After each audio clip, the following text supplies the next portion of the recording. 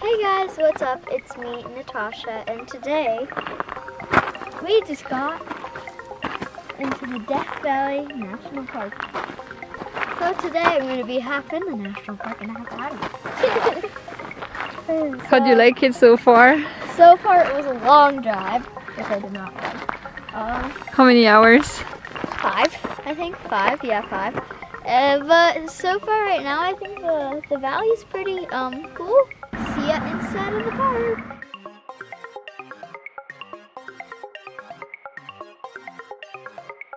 Okay guys, we are on the something point. I know it's a point, I just don't know what it's called. So let me show you guys. It's all over there. Check out the canyon. It's so colorful. Some yellow. And over here there are some white rocks. And there's a little pit right there. And then there's there's the whole like canyon right here. Alrighty, here's another view. The canyons, they look so smooth. Like you could, like I just want to touch the rock and like feel how smooth it is. Maybe it's not as smooth as I think, but that's the canyons, all different colors, like whitish yellow, blackish brown, and there's like a kind of maroonish color, and over there there's another tiny canyon. So yeah. Alrighty, so we're going to go up a bit so that we get more of the view.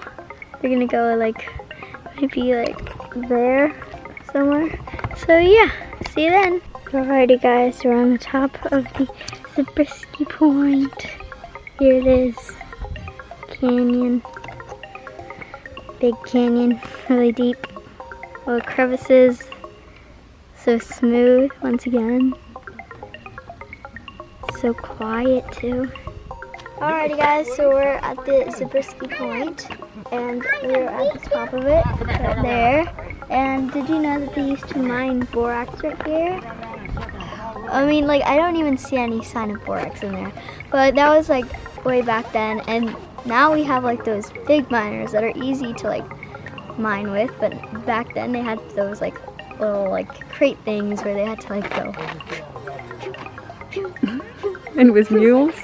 And, yeah, and with mules. And also the bottom of that, the Zabriskie Point, right there is where volcanic ash met with a lake kind of thing. I wouldn't say like a lake, more like a little, maybe not like really water, kind of just like a little source of water right there. And so that's why there's like gray stuff at the bottom. Alrighty, we are on the bumpy road. It's so bumpy. We're going to the bridge. Yeah, we're going to the bridge. It's really bumpy here, like. Wow. Show what the road looked like. Alrighty guys, now we're at the natural bridge and look at those mountains. That's how the water goes when it's raining. Like, look at that erosion. Look at how, well, like, look at how designed that is. Like, that looks so cool. Anyways, see you at the next stop. Alrighty guys, we just reached it. It was a bit of a hike, but we reached the Nat'L land bridge. It's a really big bridge compared to me. It probably looks like a small bridge because of the way that the camera puts it, but it's like really tall. So you can see Natasha, she's under the bridge and she looks pretty tiny. Alrighty guys, we're at the Water Basin, which is like the lowest point in North America. It is 282 feet, aka 85.5 meters below sea level. Oh my god. So like that means that like sea level. Oh, so there's a sign right there that says sea level. I'm gonna zoom in on it right there. You see it right there? There it is. It says sea level. That's sea level. Okay? Right? We are not that high. We're like much lower. Anyways, this is how low we are compared to sea level. Sea level's all the way up there. We're down here. So like Yeah, I mean, that's crazy. Alrighty guys, I'm about to walk on salt. It was on my junior ranger list to touch salt, so it's happening. Oh wow, it kind of just like looks like snow, honestly. It looks like snow, or like, this sounds really weird to say, but like ground that bird pooped on. But so yeah, we did one thing, so now I just have to touch it. There we go. I touched the salt. So now I can put that on my junior ranger list because I have to touch the salt. So Do you have to taste it too? No. Anyways, see you at the next stop. Alrighty guys, today is another day and we just stayed in our hotel room over here in Furnace Creek. It's very pretty here. Over there are some tennis courts, and over there was a swimming pool, which is kind of weird to have a swimming pool in the desert, but I mean, it's called irrigation, the process of transferring water to a desert or a dry place. And there's a playground over there, and then there's like a little Borax Museum over there, all the stuff they made out of borax. And then there were a bunch of palm trees, like look at how high that is. And yeah, so it was a nice little place to stay at. Tomorrow we are going to be staying at a tiny little house. The sad thing about that is there's going to be no TV. This one we had TV, which is pretty fun, but there's going to be no TV over there, and there's going to be no Wi-Fi, so that's going to be sad. Good thing you guys don't run on Wi-Fi though. So yeah, see you on the next stop. Alrighty guys, we are at the Borax Museum, where this is all the stuff that they used to like mine the borax and stuff. So there's this train, the famous 20-mule team wagon train. It is so big, and look at that. Look at that. Look at how big. I'm not even sure if I'll be able to fit it on camera, but it goes from there all the way to there. And so this is the wheels. They are very interesting. But they're also very sturdy too. They were made out of wood. So like imagine, what if you only had wood to make a whole train? I mean, that's crazy how they did this. And they used like the metal to make it nice and sturdy, and so that it wouldn't be like rough when they go on the wheels. And then here are the brakes. You use them so like you can push this down and then they stop. The wheels stop rolling. Wow. So that's the 20-mule train. And here's some more brakes. And then there's a sign that says, please keep off. Well, I mean, yeah, it's history. It's history back then. You don't want to break it. And then here are some huge wheels. They're like so big. That's how big they are.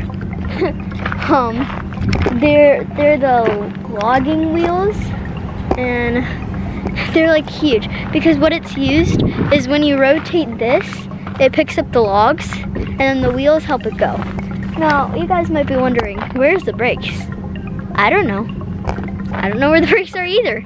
But yeah, that's a really cool, big automobile, I guess you can call it, except it's not auto. And then they switched from wood to metal. These are all metal. Wow. And it's impressive how they had to make metal from scratch, because now you can just go to your, like, I don't know, store and then buy metal or something. But they had to make it from melting stones, and that's really impressive because it has to be really well melted. So they switched from wood to metal. And then this is probably, I don't know, maybe the same size as the 20-mule team, but it's huge. Okay, there we go. That's the end. This is how long it is. It is Old Dina. Old Dina. It's a steam train. So it's generated by steam. So like, it doesn't have brakes because it's generated by steam. But look at that. Look at how big it is. And then this one's the biggest wheel. It's the front wheel. Look at that. Look at how high. And then there's this wheel, which is used for controlling.